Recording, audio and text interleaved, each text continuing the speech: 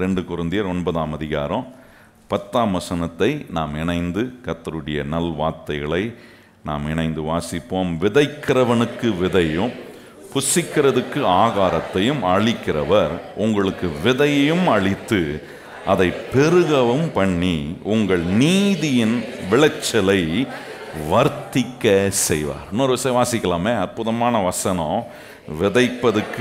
விதைக்கிறவனுக்கு விதையும் புசிக்கிறதுக்கு ஆகாரத்தையும் அளிக்கிறவர் உங்களுக்கு விதையையும் அளித்து அதை பெருக பண்ணி உங்கள் நீதியின் விளைச்சலை வர்த்திக்க செய்வார். ஆண்டவருடைய விருப்பம் நம்மை ஆசீர்வதிப்பதில் ஆண்டவர் ரொம்ப அக்கறை உள்ளவராக இருக்கிறார் பாருங்க. வாழ்க்கையில் எப்பப்போ விளைச்சலை நமக்கு கொடுக்கணுமோ அதை கொடுப்பதுக்கு தேவன் கவனம் உள்ளவராக இருக்கிறார் என்பது தான் இந்த வேத வசனம் நமக்கு சொல்லுகிறது. இந்த இடத்துல பவுல் பொருளாதார கண்ணோட்டத்தில் பின்னணியில் சொல்ல வந்தாலும் இங்கே தேவனுடைய ஆசீர்வாதத்தை நம்ம பார்க்குறோம். விளைச்சலை உண்டு பண்ணுகிறவர் கர்த்தர் தான் என்று நம்புறவங்க எத்தனை பேர் கையை உயர்த்தி ஆமேன்னு சொல்றீங்க? எது நம்மனால் நடக்கிற ஒன்றல்ல. ஆண்டவர் தான் ஒரு மனுஷனுக்கு விளைச்சலை கொடுக்கிறார். அந்த பெருக்கத்தை கர்த்தர் கட்டளையிடுகிற தேவனாக இருக்கிறார். இப்போ கவனிச்சு பாருங்க, இந்த ஆசீர்வாதங்களை நம்முடைய வாழ்க்கைகளை கொடுக்கும்போது ஆண்டவர் எப்படி செய்கிறாருன்றது தான் ரொம்ப விசேஷமாக நம்ம கற்றுக்கொள்ள வேண்டிய ஒரு காரியம். எனக்கு ஒரு நம்பிக்கை இருக்குது, என் தேவன் எனக்கு நல்ல விளைச்சலை கொடுப்பார். எத்தனை பேர் நம்புகிறோம்? கையை உயர்த்தி சொல்லுங்கள். என் தேவன் எனக்கும் என் குடும்பத்துக்கும் என் தலைமுறைக்கும் சொல்லுங்கள் என்ன கொடுப்பாரு? நல்ல விளைச்சலை கொடுப்பாரு. ஏன்னா அந்த நல்ல விளைச்சலை கொடுக்குறவுடைய வேலை கர்த்தருடைய வேலை. அப்போ அந்த நல்ல விளைச்சலை ஆண்டவர் நம்ம கொடுப்பதுக்கு எப்படி செய்கிறாருன்றதை விளங்கிக்கிட்டோன்னா வாழ்க்கையில் ஒவ்வொரு நாளும் விளைச்சலை அனுபவிக்கிற ஒரு ஆசீர்வாதமான வாழ்க்கையாய் மாறிவிடும். நான் இந்த திங்கக்கிழமையிலேருந்து உட்காந்து யோசிச்சிட்டே இருந்தேன் பாருங்க, ஜோம் பண்ணிட்டு இருந்தேன். ஆண்டவர் சொன்னார், என் ஜனங்களுக்கு நான் விளைச்சலை உண்டு பண்ணுறேன் என்பதை போய் சொல்லு அப்படின்னாரு. அப்போ இந்த வசனத்தை ஆண்டவர் எனக்கு காண்பித்து அற்புதமான வழிகளை ஆண்டவர் தம்முடைய பிள்ளைகளுக்கு கற்றுக் கொடுக்கறதை இங்கே நாம் கவனிக்கிறோம். இப்போ கவனிச்சு பாருங்க, ஆண்டவர் ஆசீர்வதிப்பதுக்கு திடீர்னு ஒரு லாட்ரி டிக்கெட்டில் உங்களுக்கு ஒரு லக்கா விழுந்து, உங்களுக்கு நம்ம ஊரில் லாட்ரி டிக்கெட் இல்லைன்னா கூட நம்ம ஆளுங்க என்ன பண்ணுறாங்க, பக்கத்து ஸ்டேட்டில் போய் லாட்ரி டிக்கெட்டை வாங்கி வச்சுக்கிறான் நம்பிக்கையோட. கத்தாவே எது அடிக்கதோ இல்லையோ அந்த லாட்ரி டிக்கெட் எனக்கு அடிப்பதாக. அப்படி இல்லைன்னா கொடுக்குற தெய்வம் கூறிய பிச்சுட்டு கொடுக்கன்றாரே. இன்றைக்கி நம்ம ராத்திரி நமக்கு ஆண்டவர் என்ன செய்வார் இதில் காலைல பார்க்கும்போது அப்படிலாம் ஆண்டவர் செய்கிறவர் இல்லை. ஆண்டவர் ஒவ்வொரு நன்மையும் நமக்கு கொடுப்பதுக்கு தேவன் அற்புதமான முறைமைகளை கர்த்தர் வச்சு. தாவீது ரொம்ப அற்புதமாக சொல்கிறாரு பாருங்க, தேவன் அவனை எப்படி ஆசீர்வதிச்சாராம், எப்படி அவனுக்கு வெற்றியை கொடுத்தாரா, எப்படி அவனை பெருக பண்ணினானா, நாளுக்கு நாள் அவன் வெற்றி மேல் வெற்றி அடைந்து பெருக்கத்தின் மேல் பெருக்கத்தை அடையக்கூடிய ஒரு நிலைக்கு தான் கர்த்தர் அவனை கொண்டு வருகிறார் பாருங்க. அப்போ தேவன் ஒரு மனுஷனை நல்ல விளைச்சலை காண வைப்பதுக்கு தேவன் சில வழிகளை தேவன் வைத்திருக்கிறார்.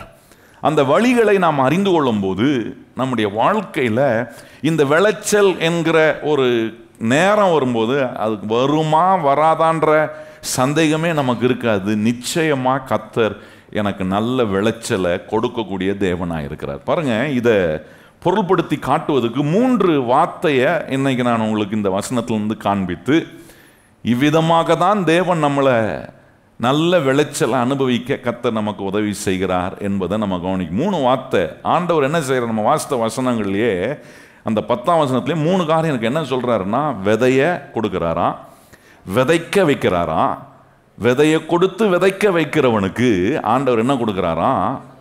விளைச்சலை வர்த்திக்க பண்ணுகிறாராம். அப்போ ரொம்ப முக்கியமானது, ஆண்டவர் இந்த விதைப்பு, விளைச்சல், இந்த 3 காரியத்தின் மூலமாய் தான் கர்த்தர் ஒரு மனுஷனுக்குள்ள அவருடைய ஆசீர்வாதத்தை நம்முடைய வாழ்க்கைக்குள் கொண்டு வருவதை நம்ம கவனிக்கிறோம். ஆதியாம் 8ஆம் அதிகாரத்தில் கவனிச்சிங்கன்னா 22ஆம் வசனத்தில் இப்படி சொல்லியிருக்கிறது, பூமி உள்ள வரைக்கும் விதைப்பும் அறுப்பும் ஒளிந்து போவதில்லை, அந்த விதைப்பும் அறுப்புக்கும் அந்த விதையை விதைக்கிற ஒரு மனுஷனுக்கு அந்த ஆண்டவர் என்ன செய்கிறார்னா உஷ்ணமோ என்ன சீதனமோ உள்ள ஒரு காலத்தை கர்த்தர் கொடுக்குறார். அப்படின்னா எந்த விதையை ஒரு மனுஷனுக்கு கர்த்தர் கொடுக்குறாரோ அந்த விதைக்கு ஏற்ற சீசன்ஸையும் என்வாயர்மெண்ட்டையும் உண்டாக்க தான் உஷ்ணமோ சீதனமோ என்கிற காரியத்தை அங்கே சொல்றாரு. அதை சொல்லிட்டு ஆதியாம் 9ஆம் அதிகாரம் 1 வசனத்தை கவனிச்சிங்கன்னா, அவர்களை கர்த்தர் ஆசீர்வதித்து அவர்களை பழுகி பெருக பண்ணுகிற வேலையை செய்கிறார். அப்போ நீங்கள் கவனிச்சு பாருங்க, ஆண்டவர் எப்பொழுதுமே ஒரு விதையை ஒரு மனுஷனுக்கு கொடுத்து அந்த விதையை விதைப்பதுக்கான நல்ல சீசனை நல்ல என்வாயர்மெண்ட்டை ஆண்டவர் உண்டு பண்றாரு. இதை பண்ணிட்ட பிறகு ஆண்டவர் நமக்கு என்ன செய்கிறார்னா, பழுகி பெறுகிற ஆசீர்வாதத்தை தேவன் நம்மேல் கட்டளையிடுறார். அதனுடைய விளைவு என்னன்னா, நல்ல விளைச்சல், அமோகமான விளைச்சலை கர்த்தர் நமக்கு கட்டளையிடுகிறதை நம்ம அங்கே கவனிக்கிறோம். இதை எப்படி நடைமுறை விதத்தில் ஆண்டவர் செய்கிறாரு, எப்படி ப்ராக்டிக்கலாக இது நமக்கு ஒர்க் அவுட் ஆகும் அப்படின்றது தான் நம்முடைய வாழ்க்கையில் கவனிக்க வேண்டிய மிக முக்கியமான காரியம். நீங்கள் கவனிச்சு பாருங்க, ஆண்டவர் இஸ்ரவேல் ஜனங்களை எரிகோ மதிலை தரமட்டமாய் வீழ்த்துவதுக்கு அங்கே ஒரு மெத்தடை வச்சிருந்தாரு பாருங்க. எரிகோ ஆட்டோமேட்டிக்காக தானாக விழலை. எரிகோ மதில் அவர்களுக்கு தடையாக இருந்துச்சு. அந்த தடையை வீழ்த்துவதுக்கு ஆண்டவர் ஒரு மெத்தடை வச்சிருந்தார். என்ன சொன்னார்? 7 தடவை என்ன பண்ணணும், அதை சுற்றி வரும்போது அந்த எரிகோ மதில் தரைமட்டமாய், அந்த மெத்தடை அவர்கள் கை கொண்டதினாலே எரிகோ மதில் தரைமட்டமாய் விழுந்தது. யோர்தானை ஜனங்கள் கடந்து போக வேண்டியதாக இருந்தபோது அங்கேயும் ஒரு மெத்தட் வைக்கிறார். என்ன மெத்தடு? ஆசாரியர்கள் உடன்படிக்கை பெட்டியை தூக்கி கொண்டு போய் அவர்கள் கால் வைக்கும் போது என்ன சொல்ற, யோர்தான் பின்னிட்டு போகும். அப்போ பின்னிட்டு போகும்போது ஜனங்கள் அந்த யோர்தானை கடந்து போகும். இதெல்லாம் ஆண்டவர் வச்சிருக்கிற ஒரு மெத்தட். அற்புதம் நடப்பதுக்கு, வாழ்க்கையில் ஆசீர்வாதங்கள் வருவதுக்கு, தேவன் சொல்ற நல்ல விளைச்சல், மிகப்பெரிய விளைச்சலை நாம் அனுபவிப்பதுக்கு ஆண்டவர் வைத்திருக்கிற மெத்தட். இந்த மெத்தடை விளங்கி கொள்வோம் என்று சொன்னா, நம்முடைய வாழ்க்கையில் உலகம் சொல்ற மாதிரி என்ன பரிதபிக்கப்பட்டு அப்படியே ஒரு மாதிரி என்ன நான் நம்பி இருந்தேன் ஒண்ணுமே நடக்க மாட்டுது அப்படின்ற ஒரு நிலை நமக்கு இல்லாமல், கர்த்தர் இவ்விதமாய் தான் வேலை செய்கிறார், நான் அந்த பாதையில் போயிட்டு இருக்கிறேன், எனக்கு நிச்சயமாய் விளைச்சலை கர்த்தர் என்ன செய்வார், கட்டளையிடுவார்னு எத்தனை சூழ்நிலை என்ன விதமாக எனக்கு பிக்சரை கொடுத்தா கூட எனக்கு தெரியும், நான் கர்த்தர் வச்சிருக்கிற மெத்தடில் போகிறதுனால ரிசல்ட் நிச்சயமாய் வரும். கையை உயர்த்தி ஆமென் சொல்லுங்கள். அப்போ தேவன் வைத்திருக்கிற மெத்தடில் முதல்ல நான் உங்களுக்கு சொன்னது போல விதையை கொடுக்கிறவரும் யார் தானா பாருங்க. முதலையும் ஃபர்ஸ்ட்டும் லாஸ்ட்டையும் அவர் பார்த்து நடுவில் இருக்கிற வேலையை மட்டும் தான் நம்மளை செய்ய சொல்றாரு. எவ்வளோ அற்புதமான தேவன் பாருங்க. விதையை அழிக்கிறவர், உங்களுக்கு விதையும் அழித்து, நம்ம வாஸ்தவ வசனத்தில் இருந்துச்சு அப்படி என்ன, விதையும் அழித்து அந்த விதையை அழிக்கிறவர் அவர். அப்படின்னா அந்த விதையை உங்களுக்கு கொடுக்கிறவர் அவர். அந்த விதையை கொடுத்துட்ட பிறகு ஆண்டவர் சொல்றாரு, கொடுத்த விதையை நீ கரெக்டாக விதைக்கணும்பா. விதைச்சிட்டினா ஆண்டவர் சொல்றாரு, விளைச்சலை நாம் கொடுத்தவர், அதை விளைய செய்ய அவர் வல்லவராக இருக்கிறார். கையை வைத்து சொல்லுங்க, விதையை கொடுத்தவர். நான் விதைக்கும் போது அதை விளைய செய்ய கர்த்தர் எப்படிப்பட்டவராக இருக்கிறாரு. அப்போ விதை என்று சொல்லும் போது நிறைய விதங்களில் அந்த விதையை நம்ம விளக்கி சொல்லலாம். ஒரு சில காரியங்களை சொல்லி என்கிட்ட விதை இருக்கா அப்படின்னு கந்தப்பட்டீங்கன்னா, இப்போ நான் காட்டுற காரியங்கள் மூலமாக கர்த்தர் இந்த விதையெல்லாம் எனக்கு கொடுத்துருக்கிறாரு. அப்போ இந்த விதையை எனக்கு கொடுத்துருக்கிறாருன்னா எதுக்கு கொடுத்துருக்கிறாரு? எனக்கு அதை வச்சு சும்மா இருப்பதுக்குள்ள, எனக்கு அதை விதைக்கும்படி கர்த்தர் இந்த விதைகளை என்ன பண்ணியிருக்கிறாரு, எனக்கு கொடுத்துருக்கிறாரு. அப்போ விதை என்று சொல்லும்போது மார்க் சுவிசேஷம் 4ஆம் அதிகாரம் 14ஆம் வசனம் சொல்கிறது, விதைக்கிறவன் வசனத்தை விதைக்க புறப்பட்டான். நல்லா கவனிக்கணும். விதை என்பது தேவனுடைய வார்த்தை. இன்னைக்கு நமக்கு வார்த்தை இருக்கா? கண்டிப்பா இருக்கு. பிளஸிங் சென்டர் சபைக்கு வந்தீங்கன்னா வாரந்தோறும் கர்த்தர் உங்களுக்கு என்ன கொடுக்குறாரு, வார்த்தையை கொடுக்குறாரு. வார்த்தை இல்லாமல் இந்த இடத்தை விட்டு நம்ம அனுப்பவே, ஆண்டவர் அனுப்புறதே இல்லை பாருங்க. தேவன் அந்த வார்த்தையை கொடுத்து சொல்றாரு, இப்போ உங்ககிட்ட விதையை கொடுத்துருக்கிறேன், ஒரு ஊழியக்காரனை வைத்து ஆண்டவர் என்ன செய்கிறாரு, வருகிற ஜனங்களுடைய இருதயத்துக்குள்ள தேவனுடைய வசனமாகிய விதை எடுத்து விதைக்கக்கூடிய வேலையை எனக்கு கொடுத்திருக்கிறார். நீங்க இங்க வரும்போது தேவனுடைய வசனம் என்னும் விதையை எனக்குள்ள கர்த்தர் வச்சிருக்கிறார் என்கிறத உணரக்கூடியவர்களாய் மாறுகிறோம். ஆபிரகாம தேவன் அழைத்த போது நீங்க கவனிச்சு பாருங்க, அவனுக்கு இந்த வார்த்தை என்னும் விதையை கொடுத்தார். ஆதியாம் 12ஆம் அதிகாரத்தில் நீங்க கவனிச்சீங்கன்னா ஆபிரகாம் எந்த தைரியத்தில் புறப்பட்டு வரான்? என்ன அவனுக்கு என்ன எல்லாத்தையும் ஆண்டவர் பிக்சர் போட்டு காட்டி இப்படிதான் பாருக்கும், இதுதான் அவுட்கம்மு, இப்படிதான் உனக்கு விளை வரும் அப்படி காட்டினாரா? இல்லை, வார்த்தை என்கிற ஒரு விதை அவனுக்கு கர்த்தர் கொடுத்தார். அந்த விதையை அவன் பிடித்து கொண்டு, அந்த வார்த்தை அவன் பிடித்து கொண்டு, அந்த வார்த்தை அவனுக்கு வந்த பிறகுதான் ஆசீர்வாதம் அவனுக்கு ஆரம்பிக்குது. தகப்பன் வீட்டை விட்டு தேவன் சொல்லுகிற இடம் எங்கன்னு எனக்கு தெரியல, ஆனா என்னை ஆண்டவர் ஒரு இடத்துக்கு கொண்டு போகிறார், என்னை ஆண்டவர் ஆசீர்வாதமாக வைக்க போகிறார். பூமியில் உள்ள வம்சங்கள் எல்லாம் என் மூலமாக ஆசீர்வதிக்கப்படும். என்னை ஆசீர்வதிக்கிறவர்களை கர்த்தர் ஆசீர்வதிக்கிறார், என்னை சபிக்கிறவர்களை கர்த்தர் சபிக்கிறார். நான் போகிற இடமெல்லாம் கர்த்தர் என்னோட கூட இருந்து பூமியில் உள்ள எல்லா வம்சங்களும் என் மூலமாக ஆசீர்வதிக்கப்பட போகிறது என்கிற வார்த்தை என்னும் விதை தான் ஆண்டவர் அவனுக்கு கொடுத்தார். அந்த வார்த்தை என்னும் விதையை பிடித்து அவன் பிரயாணத்தை ஆரம்பித்தான். நீங்க கவனிச்சு பார்த்தீங்கன்னா ஆதியாம் 24ஆம் அதிகாரத்தில் 35ஆம் வசனத்தில் ஆபிரகாமுடைய வேலைக்காரன் சொல்லுகிறான், என் எஜமான் ஆகிய ஆபிரகாம் அவன் எப்படி இருக்கிறான்? எல்லா சகல ஆசீர்வாதத்தினாலும் அவனை கர்த்தர் ஆசீர்வதிச்சிருக்கிறான்னு சொல்றான். ஆடு மாடுகள், வெள்ளி பொண்ணு, வேலை ஆட்கள் எல்லாத்தையும் கொடுத்து என் எஜமானாகிய ஆபிரகாம கர்த்தராகிய தேவன் அவனை ஆசீர்வதித்திருக்கிறார் என்று சொல்றான் பாருங்க.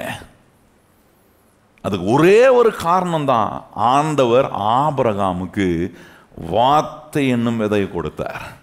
பக்கத்தில் பார்த்து உங்களுக்கு என்ன கொடுத்திருக்கிறாரு? இந்த வார்த்தை என்னும் விதையை எடுத்து ஒவ்வொரு நாளும் வாயத்திறந்து விதைப்பது. எப்படின்னா பேசுறது. வாயத்திறந்து இந்த வசனம் என்கிற விதையை எடுத்து நீங்க பேசும்போது அந்த வசனம் என்கிற விதை நிச்சயமாய் அது தன் வேலையை செய்து முடிக்கும். எத்தனை பேருக்கு நம்புறவங்க கையை உயர்த்தி சொல்லுங்க. அதான் ஆண்டவர் சொல்றாரு, என் வசனத்தை நான் அனுப்பும் போது அது வெறுமையாய் என்னிடத்தில் திரும்பாம அது அனுப்பப்பட்ட வேலையை செய்து முடித்து திரும்புகிறதுன்றாரு. அது யாருக்கு நடக்குது? கர்த்தர் என் கையில் ஒரு விதையை கொடுத்திருக்கிறாரு. அந்த விதையை வார்த்தையின் வடிவத்தில் கொடுத்திருக்கிறாரு. அந்த வார்த்தையை நான் ஒவ்வொரு முறையும் பெறும்போது ரிசீவ் பண்ணி என் வாயை திறந்து நான் சொல்லி சில சூழ்நிலைகளை பேசும்போது என்ன செய்கிறேன்? அந்த வசனம் என்கிற விதை எடுத்து என் வாழ்க்கை என்னும் சூழ்நிலைகளில் நான் விதைக்கிறேன். யோசுவாவை பாருங்க. யோசுவா 1ஆம் அதிகாரம் 5ஆம் வசனத்தில் சொல்றாரு, நீ ஜீவனுள்ள நாளெல்லாம் ஒருவனும் உனக்கு முன்பாக எதிர்த்து நிற்பது இல்லை என்று சொன்னார். யாரும் எதிர்க்க மாட்டாங்கன்னு சொல்ல, எவனும் எதிர்த்து உன்னை வரவே மாட்டான்பா அப்படின்னு சொல்லல. 31 ராஜாக்கள் அவனுக்கு விரோதமா எதிர்த்து வந்தார்கள். நல்லா கவனிச்சு பார்க்கணும்.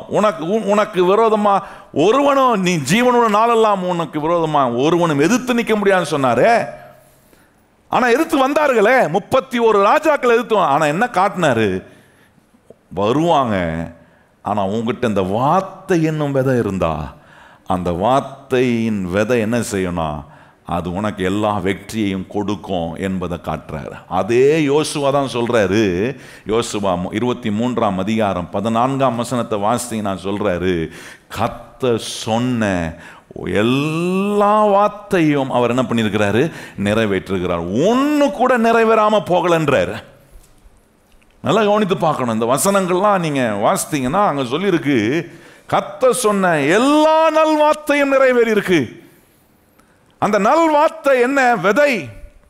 தேவன் அவன் கையில கொடுத்த விதைய நிறைவேற்றக்கூடிய ஒரு நிலையில் அவன் பார்க்கிறான். நல்லா கவனித்து, ஆபிரகாமுக்கு கொடுத்த வார்த்தை ஆபிரகாமுக்கு நிறைவேறினதை பார்க்கிறான்.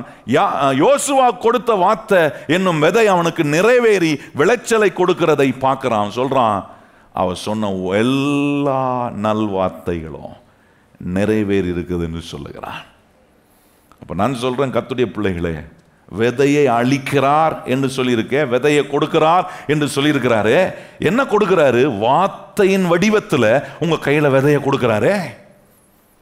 அந்த விதையை எடுத்து உங்க வாழ்க்கையின் சூழ்நிலையில சொல்லி நம்பிக்கையோட அந்த வார்த்தையை நீங்க பேசும்போது விதைக்கிறீர்கள். அந்த வார்த்தையை விதைக்க விதைக்க நான் சொல்லுகிறேன், நிச்சயமா உங்களுடைய சூழ்நிலைகள் மாறும். நிச்சயமா காரியங்கள் மாறாம இருக்கிறத கூட கர்த்தர் அசைக்க அவர் வல்லமை உள்ள தேவனாய் இருக்கிறார். ஏன்னா இந்த வார்த்தையின் வடிவத்தில் தேவன் கொடுக்கிற விதை இருக்கு பாருங்க, அது பவர்ஃபுல்லா வேலை செய்யும். இப்போ நமக்கு ஒன்று தெரியும், கர்த்தர் என்கிட்ட விதையை கொடுத்துருக்கிறாரா? எத்தனை பேர் சொல்ல முடியும் விதையை கொடுத்துருக்கிறாரா? விதையை எப்படி கொடுக்கிறார்? வார்த்தையின் வடிவத்தில் கொடுத்துருக்கிறார். அந்த வார்த்தையின் வடிவத்தில் கொடுக்கப்பட்டிருக்கிற அந்த வார்த்தை நம்மில் நிறைவேறும். கையை வைத்து சொல்லுங்க, அந்த வார்த்தை நம்மில் என்ன செய்யும்? நிறைவேறும். ரெண்டாவது நீங்க கவனிச்சீங்கன்னா, ஆண்டவர் விதைய இன்னொரு விதத்தில் எப்படி கொடுக்கிறாருன்னா, அங்கே வேதம் ரொம்ப அற்புதமாக சொல்லுகிறது, விதைய ஒரு யோசனையா கொடுக்கிறார், ஒரு ஐடியாவா ஆண்டவர் கொடுக்கிறாரு. ஐடியா வராத யாராவது இருக்கிறீங்களா? இங்கே யாரும் எனக்கு ஐடியாவே தோண மாட்டேது அப்படின்னு சொல்கிறேன் யாராவது இருக்கிறோமா? நம்ம ஐடியா நல்ல ஐடியாவாக தான் செக் பண்ணணும். சொல்ல புரியுதா உங்களுக்கு? எல்லாத்துக்கும் ஒரு ஐடியா வரும். ஏன்னா மனுஷனுக்கு அந்த யோசனை, அந்த ஐடியா வந்த உடனே அந்த ஐடியா தான் நமக்கு டிசையரா மாறுது. எப்போ ஒரு விருப்பம் வருதுன்னா, ஒரு யோசனை நமக்கு வந்த உடனே அதை குறித்து யோசிச்சுட்டே இருக்கிறோம் பாருங்க. யோசிக்க யோசிக்க அது என் விருப்பமாய் மாறுகிறது. அப்ப சொல்றார் ஆண்டவர், வார்த்தையின் வடிவத்தில் மாத்திரம் விதையை நான் கொடுக்கலப்பா, யோசனையின் வடிவத்தில் கூட நான் உனக்கு ஒரு விதையை கொடுக்கிறேன். திடீர்னு ஒரு இடத்துல வேலை செஞ்சுட்டு இருக்கிறீங்க, திடீர்னு ஒரு யோசனை கொடுப்பார் ஆண்டவர். அது தேவன் கொடுக்கிற விதை.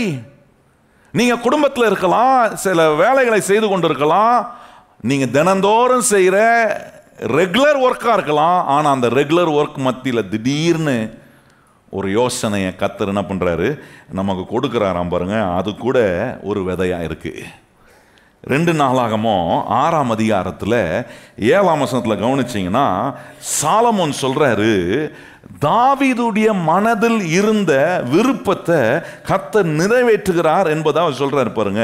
2 நாளாகமம் 6ஆம் அதிகாரத்தில் கவனிச்சிங்கன்னா அங்கே சொல்றாரு, என் தகப்பனாகிய தாவீதுக்கு தேவன் அவனுடைய விருப்பத்தை எப்படி நிறைவேற்றுகிறார் என்பதை அங்கே சொல்றாரு பாருங்க. 2 நாளாகமம் 6ஆம் அதிகாரம் 7ஆம் வசனம் வாசிப்போமா? இஸ்ரவேலின் தேவனாகிய கர்த்தரின் நாமத்துக்கு ஆலயத்தை கட்ட வேண்டும் என்கிற விருப்பம் என் தகப்பனாகிய தாவீதின் மனதில் இருந்தது. அந்த விருப்பம் மனதுக்குள்ள இருந்து டிசையரா மாறினது நிமித்தமா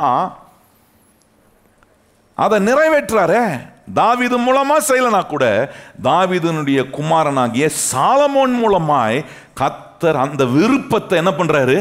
நிறைவேற்றாரு. அதெல்லாம் கவனிக்கணும் அதை நீங்க. அப்ப நம்முடைய வாழ்க்கையில கர்த்தர் நமக்கு கொடுக்கிற யோசனைகள், அந்த விருப்பம், யோசனை தான் விருப்பமா மாறுது.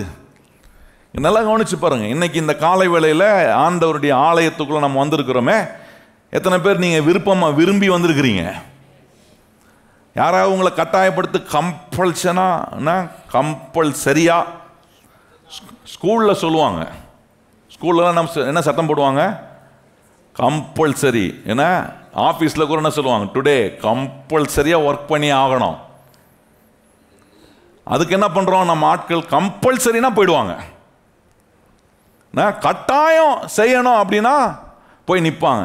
விருப்பமாக செய்யணும் அப்படின்றது தான் தேவன் நம்மிடத்தில் எதிர்பார்க்குற ஒரு காரியம். அதை ஒரு விதையாக கொடுக்குறார். எப்படி கொடுக்குறாருன்னா, யோசனையாக கொடுத்து அந்த யோசனை விருப்பமாக மாறுகிறது. எவ்வளோ அற்புதமான தேவன் பாருங்க. பாருங்க, எல்லா நம்பிக்கை உள்ளவர்கள், இந்த மத நம்பிக்கை உள்ளவர்களுக்கு ஒரு காரியத்தை எப்பவுமே சொல்லுவாங்க. என்ன சொல்லுவாங்கன்னா, கடவுள் நான் விரும்புறதெல்லாம் கொடுத்துருவாரு. பார்த்து கேட்டிருக்கீங்களா? என்ன, நான் விரும்புறதெல்லாம் கடவுள் கொடுப்பாப்பா, அவர் தான்ப்பா கடவுள் அப்படின்வாங்க. நான் இன்னைக்கு கொஞ்சம் அதை மாற்றி சொல்ல விரும்புகிறேன்.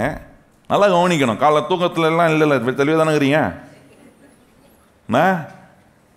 கர்த்தர் நம்மளை நல்ல விளைச்சலை அனுபவிக்க கர்த்தர் நமக்கு கற்றுக் கொடுக்குறாரு. எத்தனை பேர் நல்ல விளைச்சல் பார்க்கணும்னு விரும்புகிறவங்க கையை உயர்த்தி ஆமேன்னு சொல்லுங்க.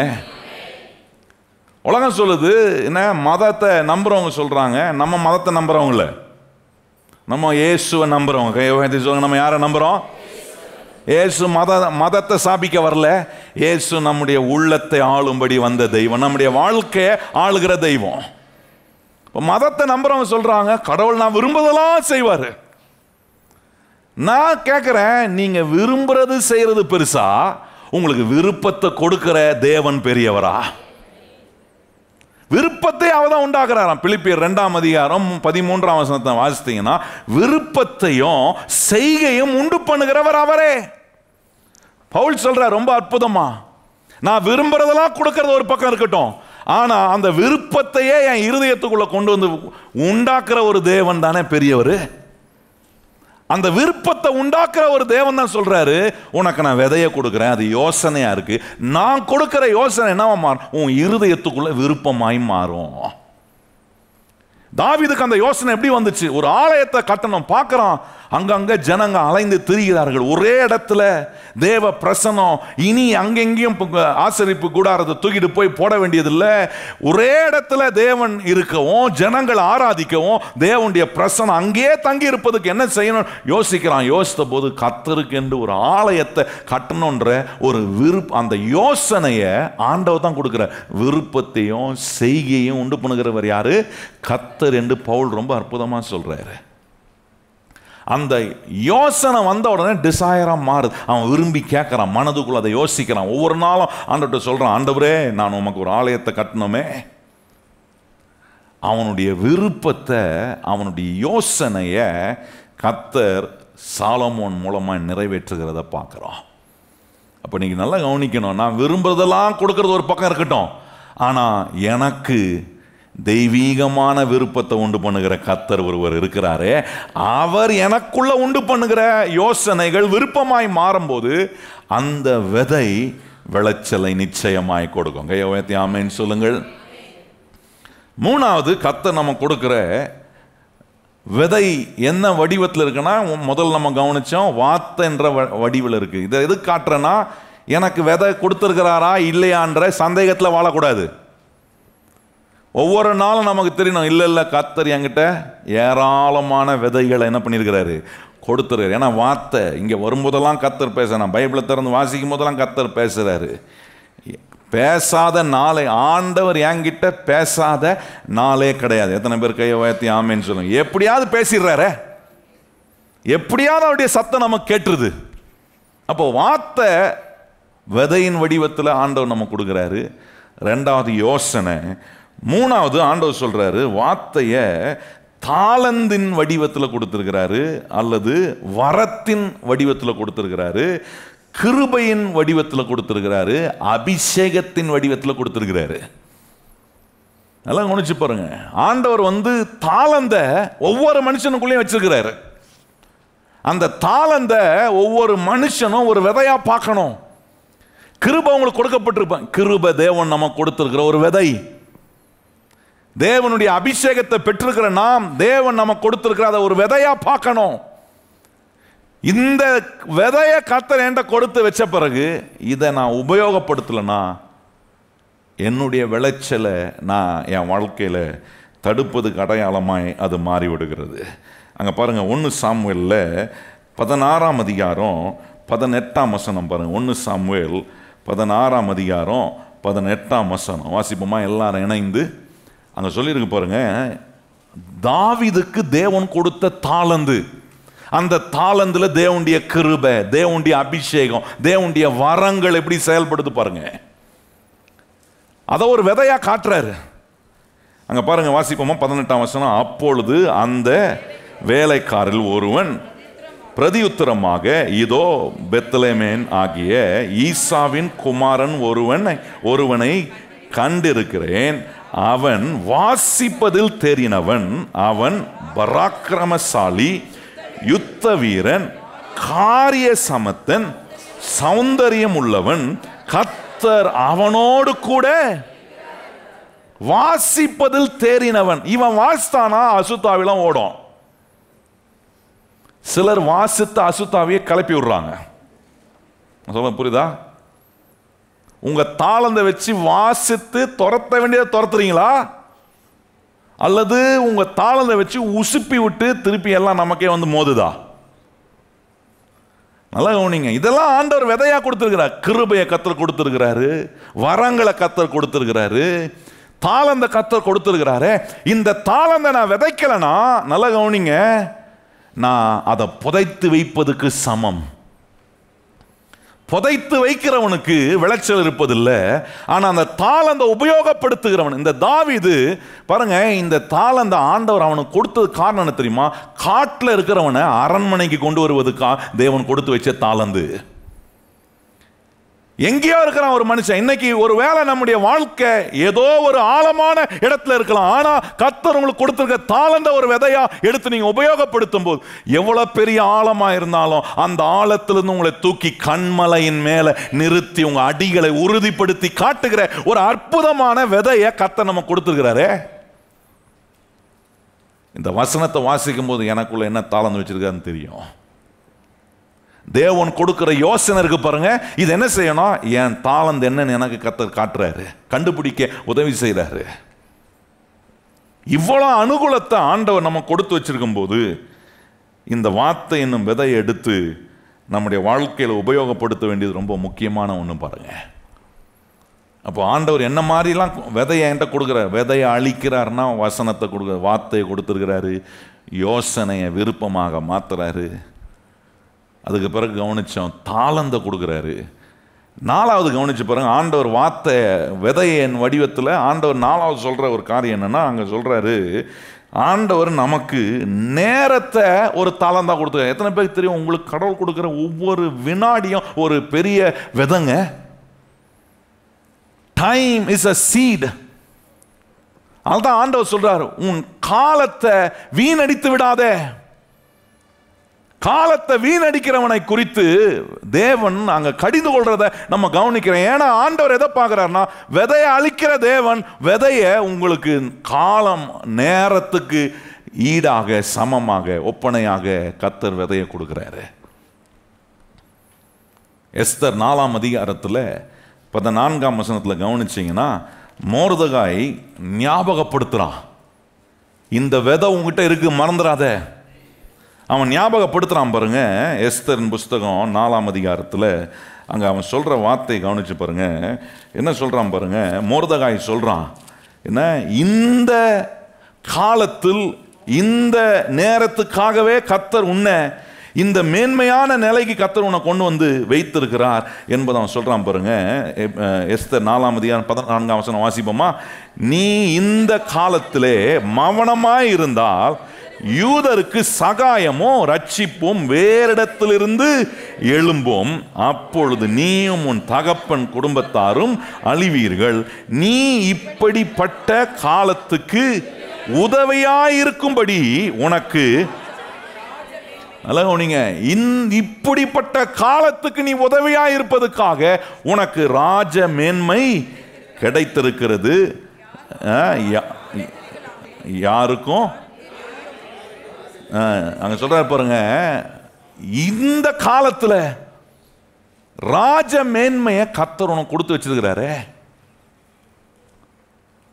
இந்த நேரத்தை ஒரு விதையா நாம் பார்க்கலனா, அதுதான் பாருங்க, நம்முடைய வாழ்க்கையில கர்த்தர் நமக்கு கொடுக்கிற ஒவ்வொரு நாளும் ஒவ்வொரு வினாடியும், உலகத்தில் வந்து ஒரு ஒரு வாசகமாக சொல்றாங்க, டைம் இஸ் வெரி ப்ரெஷியஸ்ன்றான்.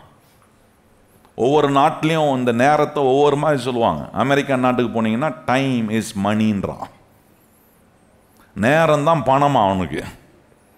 நல்லா கவனிச்சு பாருங்க, ஒவ்வொரு விதமா சொல்றான். ஆனா ஆண்டவர் நமக்கு சொல்லும் போது எப்படி சொல்றாருன்னா, நான் உனக்கு கொடுக்கிற நேரம் உன் கையில நான் உனக்கு அழிக்கிற விதைப்பா, அந்த விதைய நீ வேஸ்ட் பண்ணிடாத, உன் நேரத்தை வேஸ்ட் பண்ணிடாத. நல்லா கவனிங்க, இங்க எஸ்தருக்கு சொல்றாரு, இங்க மோர்தகாய் சொல்றாரு, இந்த ராஜ மேன்மையை கர்த்தர் உனக்கு கொடுத்திருப்பதுக்கு காரணம் என்ன? உன் மூலமா யூதர்களை காப்பாற்றுவதற்காக இந்த காலத்துல உன்னை கர்த்தர் இந்த இடத்துல கொண்டு வந்து வச்சிருக்கிறாரு. எத்தனையோ பேர், எத்தனையோ அழகிகள் வந்த மத்தியில உன்னை கர்த்தர் அந்த ராஜா தேர்ந்தெடுக்கும்படி பண்ணியிருக்கார். ஏன்னா உன் மூலமா யூதருக்கு நன்மை உண்டாவதுக்காக. நல்லா நீங்கள் கர்த்தர் நம்ம கொடுத்திருக்கிற நேரம் ரொம்ப விசேஷமானது. இந்த வாழ்க்கையில் நாம் வாழ்கிற இந்த மணி நேரங்களில் எத்தனை முறை நான் ஆண்டவருக்காக நான் அதை கொடுத்திருக்கிறேன், எத்தனை முறை ஆண்டவரை பற்றி சொல்வதற்கு அந்த விதையை நான் உபயோகப்படுத்தி இருக்கிறேன். வேதம் சொல்லுகிறது, சமயம் வாய்க்குதோ வாய்க்கலையோ திருவசனத்தை சொல்லுவதற்கு நீங்க ஜாக்கிரதை. சுவிசேஷத்தை இன்னொருவருக்கு அறிவிப்பது தேவன் நம்ம கொடுத்திருக்கிற இந்த காலத்தில் இன்னொருவருக்கு நான் சுவிசேஷத்தை சொல்ல நான் அந்த விதையை உபயோகப்படுத்தல. வெறும் எனக்கு மாத்திரம் உபயோகப்படுத்துற நேரம் அல்ல, ஆண்டவருக்கு என்னுடைய நேரத்தை எப்படி உபயோகப்படுத்துறேன், ஆண்டவருடைய சுவிசேஷத்தை இன்னொருவருக்கு சொல்வதற்கு என் நேரத்தை உபயோகப்படுத்துறேன்னா அந்த விதையை நான் உபயோகப்படுத்தியிருக்கேனா, விதைச்சிருக்கிறேன்னா, அதுவும் எனக்கு விளைச்சலை கொடுக்கக்கூடிய ஒன்றாக இருக்கிறது. பாருங்க, அடுத்தது விதையை ஆண்டவர் சொல்றாரு, வாய்ப்பா கர்த்தர் காட்டுறாரு. ஆப்பர்ச்சுனிட்டி.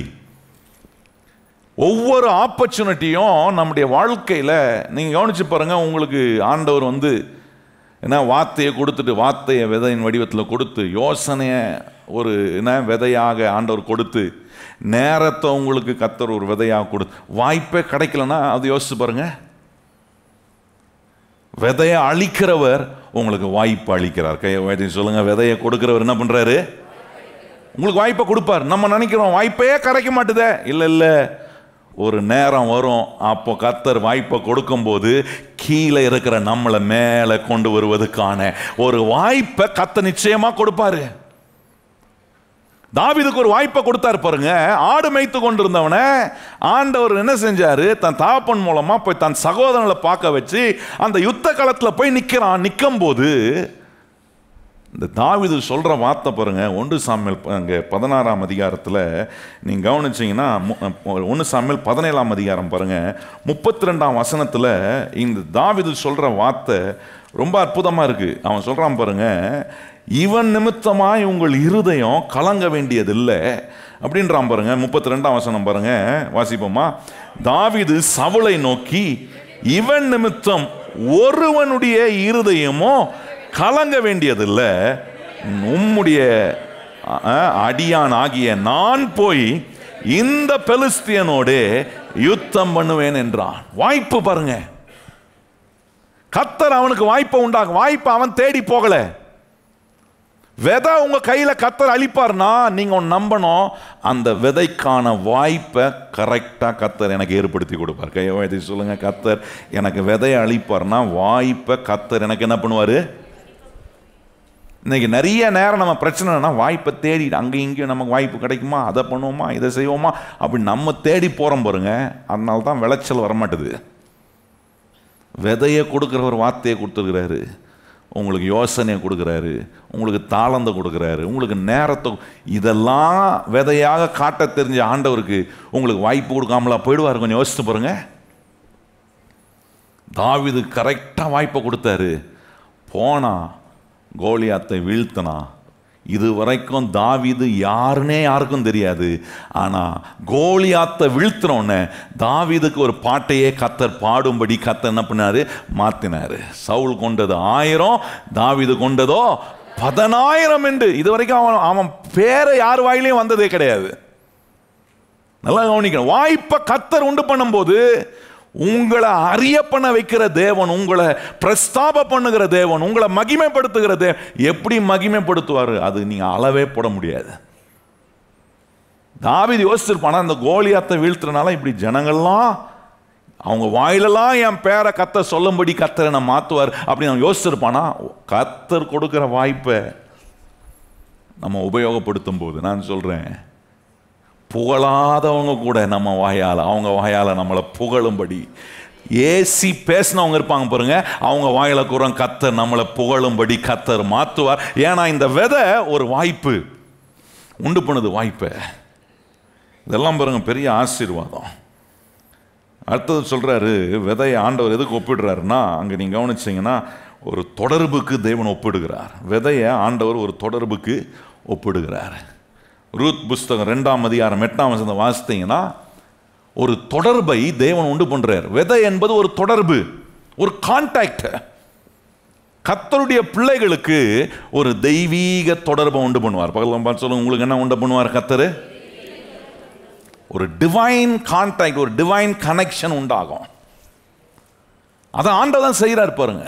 இந்த ரூத்துக்கு இந்த நகோமி சொல்றா, போவாசுடைய வயலை விட்டு வேற எங்கேயும் என்ன பண்ணாத, போகாத, அங்கே இரு. அங்க உனக்கு தொடர்பு உண்டாச்சுன்னா உனக்கு விளைச்சல் வந்துடும்.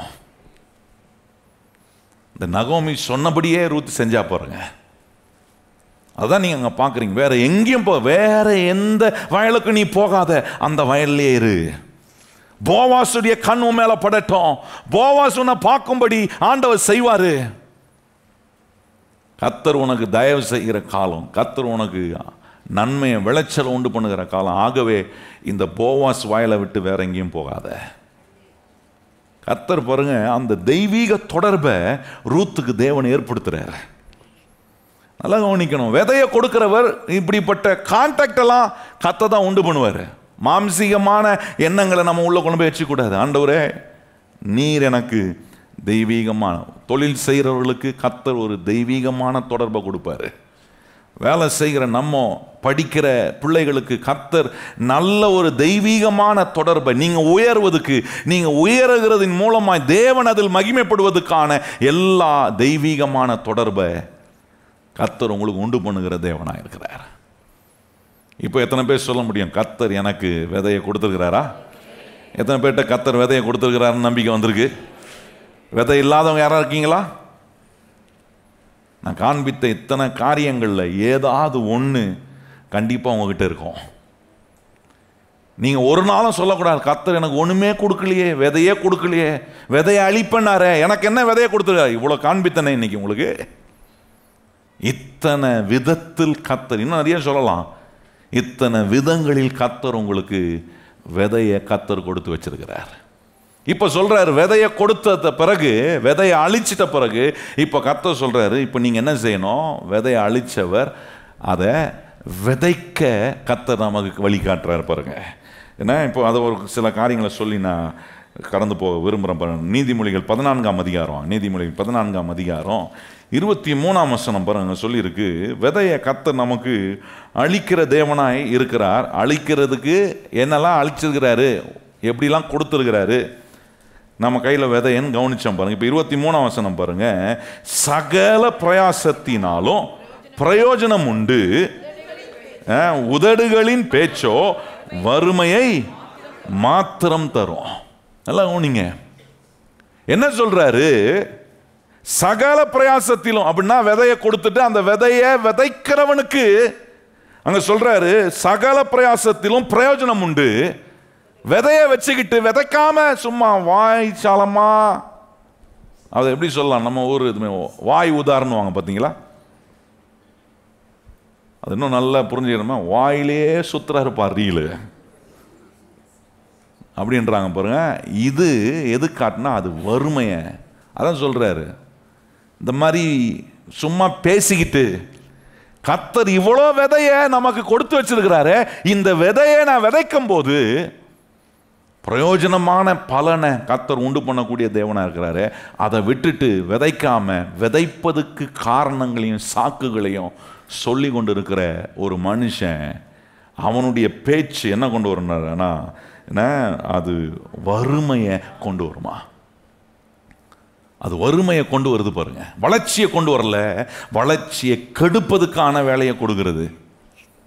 அதெல்லாம் கவனிங்க கர்த்தருடைய பிள்ளை. இந்த மாதம் கர்த்தர் உங்க கையில் கொடுத்துருக்கிற விதையெல்லாம் நான் விதைப்பேன். கையை வச்சு சொல்லுங்க, கர்த்தர் என்கிட்ட கொடுத்துருக்கிற விதையெல்லாம் காட்டினல, என்ன விதையெல்லாம் கர்த்தர் கொடுத்துருக்கிறாரோ அதெல்லாம் கர்த்தர் விதைக்கும்படி கர்த்தர் என்ன செய்கிறாரு, நமக்கு தேவன் உதவி செய்கிறார் பாருங்க. அது இன்னும் கொஞ்சம் விதைக்கிற மாதிரி சொல்லணும்னா, விதையை விதைக்காம சும்மா வாயில மாத்திரம் சொல்லிக்கிட்டே இருந்தோன்னு வச்சுங்களேன். சிலர் சொல்லுவாங்க பாருங்க, எனக்கு பைபிள் ரொம்ப பிடிக்குங்க, எனக்கு பைபிள் ரொம்ப பிடிக்கும், ஆனால் ஒரு பைபிள் கூட வாங்கியிருக்க மாட்டாங்க. நான் சொல்ல புரியுதா உங்களுக்கு?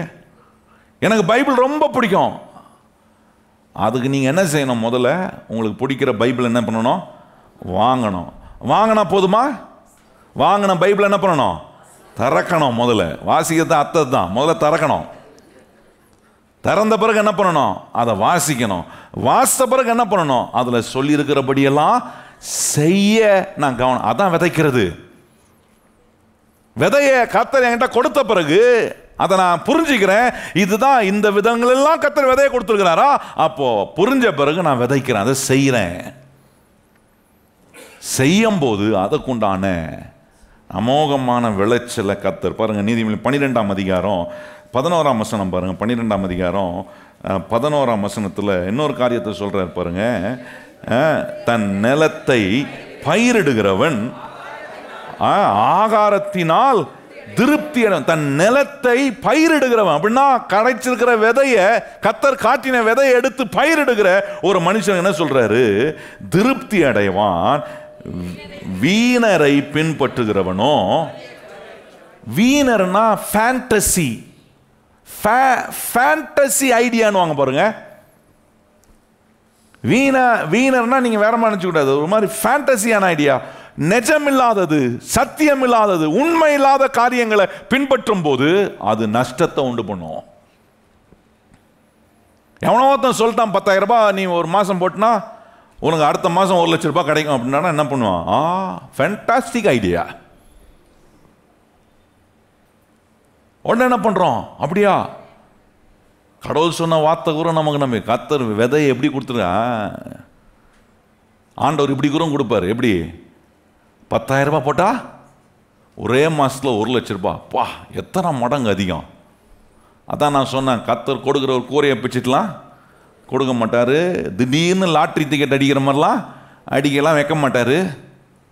தேவன் நமக்கு ஆசீர்வாதத்தை கொடுப்ப தேவன் வச்சிருக்கிற முறைமையை பின்பற்றினா நான் சொல்றேன், ஏமாற்றம் நமக்கு கிடையாது. கையை உயர்த்தி ஆமென்னு சொல்லுங்க. என்ன வராது? ஏமாற்றம் வராது. இந்த மாதிரி ஃபேண்டசியான காரியங்களுக்கெல்லாம் அப்படியே மயங்கிடக்கூடாது. நிஜமா அது இது உண்மையா, கர்த்தர் எனக்கு கொடுத்திருக்கிற விதைக்கு சமமா அது இருக்கா அப்படின்னு செக் பண்ணணும். சும்மா எல்லாம் சொல்ற, எல்லாம் கொடுக்குற ஐடியாவையே ஆண்டவர் கொடுக்குற விதை நினைச்சு கூடாது. ஆண்டவர் கொடுக்குற யோசனை என் உள்ளத்துல ஆண்டவர் கிரியேட் பண்றார். அதை வாய்ப்பதுக்கான நேரத்தை அவர் உண்டு பண்றாரு. என்ன ஆண்டவர் எந்த குறுக்கு வழியிலையும் கொண்டு போக மாட்டாரு. இதெல்லாம் அறிந்து வைத்து போகணும். நான் சொல்றேன், கர்த்தருடைய பிள்ளைகளே, நிச்சயமா நம்முடைய பிரயாசங்கள் விருதாவாக போக கர்த்தர் இடம் கொடுப்பதில்லை. 1 கொரிந்தியர் 15ஆம் அதிகாரம் 57, 58 சொல்லுகிறது, கிறிஸ்துவுக்குள் நாம் படுகிற பிரயாசம் விருதாவாய் போகாது என்பதை அறிந்து. கிறிஸ்துவுக்குள்ள நம்மளை எப்பொழுதும் வெற்றி சிறக்க பண்ணுகிறவர். விதைக்கிற என்ன ஆண்டவர் என்ன செய்கிறார்? வெற்றி உள்ளதாக, என் பிரயாசம் விருதாவாக போகாதபடிக்கு கர்த்தர் கவனம் உள்ளவராக. 1 கொரிந்தியர் 3ஆம் அதிகாரம் 6ஆம் வசனம் சொல்லுகிறது. ஆண்டவர் சொல்றாரு, என்ன அப்போலோ சொல்றான், பவுலும் அப்போலோ சொல்றாங்க, நீங்க நட்டினீர்கள், தண்ணீர் பாய்ச்சிங்க, ஆனா விளைய செய்கிறவரோ கர்த்தரா இருக்கிறார். நம்ம வேலை கொடுத்த விதையை எடுத்து கரெக்டாக விதைக்க வேண்டிய இடத்துல விதைச்சி அதுக்கு தண்ணீர் பாய்ச்ச வேண்டிய வேலையை செஞ்சுட்டு விட்டுறணும். மிச்சத்தை அவர் கர்த்தர் எனக்கு விளைச்சலை கொடுப்பாரு. இப்படி நம்பி இருந்தா நான் சொல்றேன், யாக்கோபு 5ஆம் அதிகாரம் 7ஆம் சொல்லுகிறது, ஏற்ற காலத்தில் முன்மாரியையும் பின்மாரியையும் கர்த்தர் என்ன செய்ய வைப்பாராம்? பெய்ய வைப்பார். பெய்ய வைக்கும் போது விளைச்சலுக்கு பஞ்சமே இருக்காது. கையை உயர்த்தி ஆமென்னு சொல்லுங்கள். விதைக்கிற வேலை நம்ம, விளைச்சலை கொடுக்க வேண்டியது கர்த்தருடைய வேலை. கர்த்தர் எனக்கு விளைச்சலை கொடுப்பார் என்று நம்பினீங்கன்னா நான் சொல்றேன், உங்களை ஒருபோதும் வெக்கப்படாமல் கர்த்தர் உங்களுக்கு விளைச்சலை கொடுப்பார். ஒரு விவசாயி பாருங்க, விதைச்ச பிறகு அவன் வேலை முடிஞ்ச உடனே அவன் எதை நம்பி இருக்கிறான்? மழைக்காக வானத்தை நோக்கி பார்க்குறான். ஊரில் சொல்லுவாங்க, மழை பெய்ய வைக்கிறதுக்கு ஊரில் நிறைய மெத்தட் வச்சுக்கிறாங்களா, கேள்விப்பட்டிருக்கீங்களா? அந்த காலத்தில் சொன்னது நான் கேட்டிருக்கிறேன். சொல்லுவாங்க, மழை பெய்யலையா, மழை பெய்யறதுக்கு நீ ஒன்று பண்ணணும், என்ன 2 கழுதையை பிடிச்சி கல்யாணம் பண்ணி விட்டீங்கன்னா உங்கள் காட்டில் என்ன பண்ணுமா? எத்தனை கழுதையை பிடிச்சி நீங்கள் கல்யாணம் பண்ணாலும் அவர் மழையை பெய்ய வைக்காம மழை என்ன பண்ணாது? பெய்ய.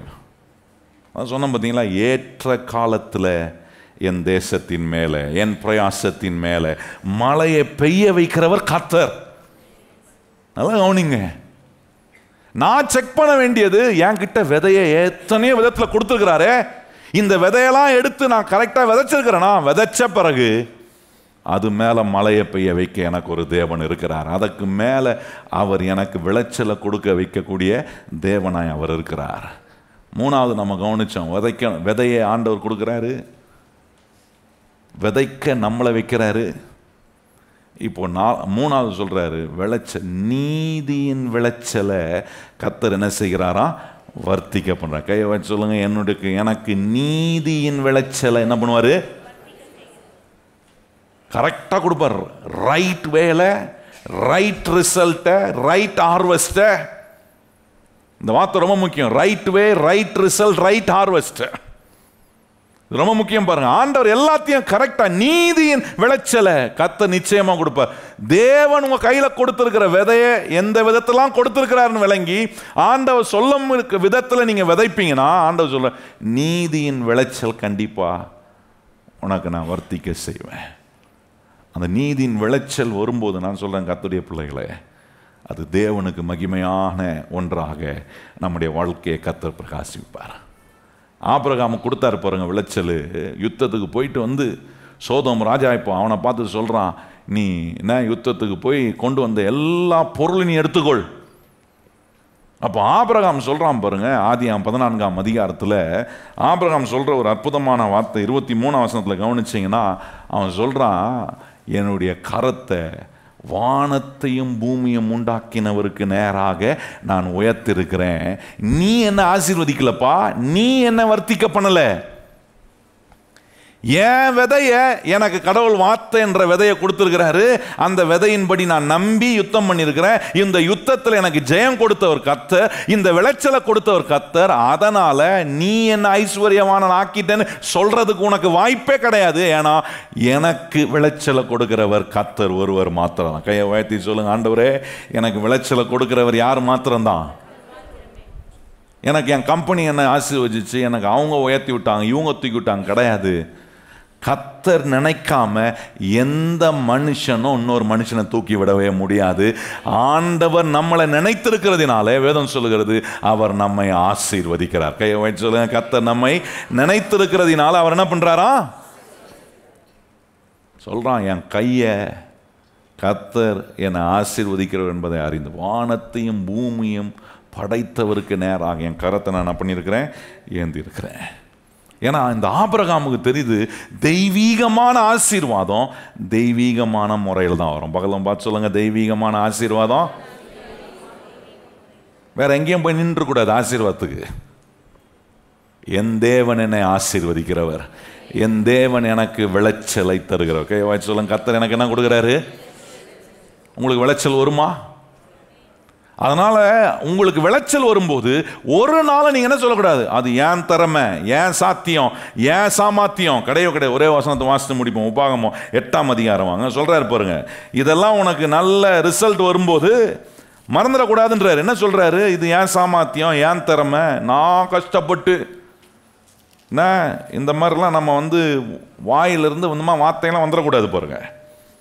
வாசிப்போமா? 17ஆம் வசனம் வாசிப்போம், 18ஆம் வசனம் வாசிப்போம். உபாகம் 8, 17, 18 வாசிப்போம்.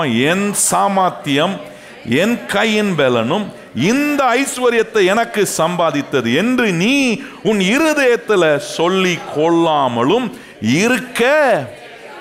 ஆண்டவர் சொல்ல பாருங்க, விளைச்சல் வரும்போது, உனக்கு விளைச்சலை கர்த்தர், நமக்கு தேவன் விளைச்சலை கொடுக்கும் போது ஒரு நாளும் வாயத்தம் சொல்ல முடியாது, ஏன் சாமர்த்தியம், நான் கஷ்டப்பட்டு, நான் வேர்வை சிந்தி, நான் அதை வாயம் வைத்தியம் கட்டி. ஹலோ, சொல்ல புரியுதா இல்லையா உங்களுக்கு? இந்த டயலாக்லாம் நமக்கு தான் ரெகுலராக வருமே. அதெல்லாம் சொல்றதை விட்டுட்டு கர்த்தர் சொல்றாரு, இது உன் சாமர்த்தியத்தினால வந்ததில்லை, உன் கையின் பலத்தினால வந்ததில்லை, இது தேவனாலே எனக்கு உண்டானது. எத்தனை பேர் சொல்ல முடியும்? கர்த்தர் என்ன விதைய கொடுத்தவர் யாரு? கர்த்தர் தான் கொடுத்தார். நீங்க போய் கண்டுபிடிச்சிங்களா? விதைய கொடுத்துட்டு சொல்றாரு, விதைக்கிறது மாத்திரம்தான் உன் வேலை. அந்த ஒரு வேலையை நம்ம வாழ்க்கையில வாழ்நாள் முழுவதும் உருப்படியா செய்வோம்னா வாழ்க்கை நல்ல உருப்படியா இருக்கும். வாயில் என்ன வராது, இது ஏன் சாமர்த்தியம், ஏன் திறமை, கிடையவே கிடையாது சொல்கிறார் பாருங்க. சொல்லிட்டு இதை சொல்லாமல் இருக்க நீ எப்படி இருக்கணுன்றாரு, எச்சரிக்கையாரு. எந்த விதத்துலையும் மனசை நீ கெடுத்துறாத. பிசாசு வந்து கெடுப்பான், சொல்லுவான் பிசாசு, பார்ப்பாரு இது நீ எவ்வளோ கஷ்டப்பட்டு பண்ண, இது உன் திறமையினால வந்தது. சொல்லணும், திறமையை கொடுத்தவரே கர்த்தர் தான். அதை ஒரு விதையா எனக்கு கொடுத்தவரே, தாளந்த கொடுத்தவரே கர்த்தர். அதான் காட்டின உங்களுக்கு உன் திறமை உன் சாமர்த்தியம் சொல்லணும். பிசாசே, எனக்கு திறமையை கொடுத்தவரே ஆண்டவர் தான், அதை ஒரு விதையா கொடுத்துருக்க, உனக்கு தெரியுமா? அப்படி சொல்லும் போது நான் என்னை தாழ்த்தி, ஆண்டவரே இது ஏனால் இல்லப்பா, இது உம்முடைய கிருபையினால எனக்கு உண்டாச்சு. 18ஆம் வசனம் பாருங்க. உன் தேவனாகிய கர்த்தரை நினைப்பாயாக, அவரே உன் பிதாக்களை ஆணையிட்டு கொடுத்த தம்முடைய உடன்படிக்கையை உறுதிப்படுத்தும்படி இந்நாளில் உனக்கு உண்டாயிருக்கிறது போல ஐஸ்வர்யத்தை சம்பாதிக்கிறதுக்கான பலனை உனக்கு, எல்லா விளைச்சலையும் அடைவதுக்கு அறுப்பதுக்கு பலன் கொடுக்கிறவர் கர்த்தர். ஆனால் அந்த விளைச்சலை கொடுத்தவர் யார்? என் தேவன் தான் எனக்கு விளைச்சலை கொடுக்கிறார். எத்தனை பேர் நம்புறீங்க இந்த மாதம் எனக்கு நல்ல விளைச்சலை கர்த்தர் கட்டளையிடுவார்? நம்புறவங்க இடத்துல எழுமி நிற்போம், நம்ம ஆண்டவரை மகிமைப்படுத்தலாம். நம்ம கையில் விதையும் கொடுக்குறாரு, விதைப்பதுக்கான அறிவையும் கர்த்தர் நம்ம கொடுக்குறாரு. விதைத்த பிறகு கர்த்தர் சொல்றார், உனக்கு நல்ல விளைச்சலை கர்த்தர் வச்சிருக்கிறார். கையை உயர்த்தி எல்லாரும் வாய்களை திறந்து தேவனுடைய பிள்ளைகள் கர்த்தரை ஸ்தோத்திரம் பண்ணுங்க. நான் நம்புகிறேன் கர்த்தர் இந்த மாதம் ஒரு பெரிய விளைச்சலை கர்த்தர் உங்களுக்கு வைத்திருக்கிறார். எத்தனை பேர் நம்புகிற கர்த்தருடைய பிள்ளைங்க கையை உயர்த்தி ஆண்டவரை மகிமைப்படுத்துங்க. ஆண்டவரே, என் விளைச்சலை நான் அறுவடை செய்வேன். சொல்லுங்கள் வாயத்திறந்து, என் விளைச்சலை இந்த மாதம், சொல்லுங்க வாயத்திறந்து, இந்த மாதம் நான் அறுவடை செய்கிற மாதம். சொல்லுங்க வாயத்திறந்து, ஆண்டவரே என் விளைச்சலை யாரோ ஒருத்தர் சாப்பிடுறது இல்லை, யாரோ ஒருத்தர் எடுத்துட்டு போகிறது இல்லை, என் சொந்த கையால் கர்த்தர் அந்த விளைச்சலை அறுவடை செய்ய வைப்பீர். எத்தனை பேர் நம்புறீங்க? ஆண்டவரே, அந்த சொந்த ஆண்டவரே என் கையால் கர்த்தர் கொடுக்கும் அறுவடையை, நான் விளைச்சலை நான் அறுவடை செய்ய கர்த்தர் எனக்கு உதவி செய்வார். அது உங்கள் சரீரத்துக்கு சம்பந்தமானதாக இருக்கலாம், அது உங்கள் பொருளாதாரத்தில் இருக்கலாம், உங்கள் ஆவிக்குரிய காரியங்கள் இருக்கலாம். எந்த விதமானாலும் விளைச்சலை கர்த்தர் நிச்சயமாய் நமக்கு கட்டளையிடுவார். எத்தனை பேர் விசுவாசிக்கிறோம்? நல்ல கையை உயர்த்தி வாய்களை திறந்து கர்த்தரை ஸ்தோத்திரம் பண்ணுங்க. ஆண்டவரே, எங்களுக்கு விளைச்சலை கொடுக்கிற தேவன், எங்களை ஆசீர்வதிக்கிற தேவன், விதையை கொடுத்திருக்கிறீர். எத்தனை விதங்களில் எங்களுக்கு விதையை கொடுத்திருக்கிறீர் ஆண்டவரே. இதை எல்லாம் நீர் எங்களுக்கு கொடுக்கிற விளைச்சலாக மாறட்டும் ஆண்டவரே. ஒரு மிகப்பெரிய ஒரு விளைச்சலை இந்த மாதம் கர்த்தர் எங்களுக்கு வைத்திருக்கிறீர் என்பதை விசுவாசிக்கிற கர்த்தருடைய பிள்ளைகள் கரம் தட்டி ஆண்டவருக்கு இந்த வார்த்தைக்காக நன்றி சொல்லுவோம். ஓ, நான் விதைக்க போகிற எல்லாவற்றுக்கும் விளைச்சலை தருகிற தேவனே, உமக்கு ஸ்தோத்திரம் ஸ்தோத்திரம் ஸ்தோத்திரம் ஆண்டவரே. தொடர்ந்து எங்களோடு இருந்து பெரிய காரியங்களை செய்யும்.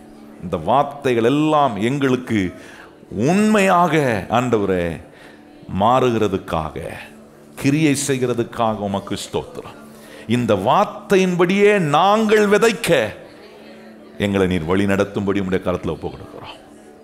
இயேசு கிறிஸ்துவின் நாமத்தில் ஜெபிக்கிறோம் எங்கள் நல்ல பிதாவே, ஆமென். இப்பொழுது நம்முடைய கர்த்தராகிய இயேசு கிறிஸ்துவினுடைய கிருபையும் பிதாவாகிய தேவனுடைய அன்பும் பரிசுத்த ஆவியானவருடைய அந்யோன்ய ஐக்கியமும் இன்றும் என்றும் சதா காலங்களிலும் நம் அனைவருடன் நிலைத்திருப்பதாக.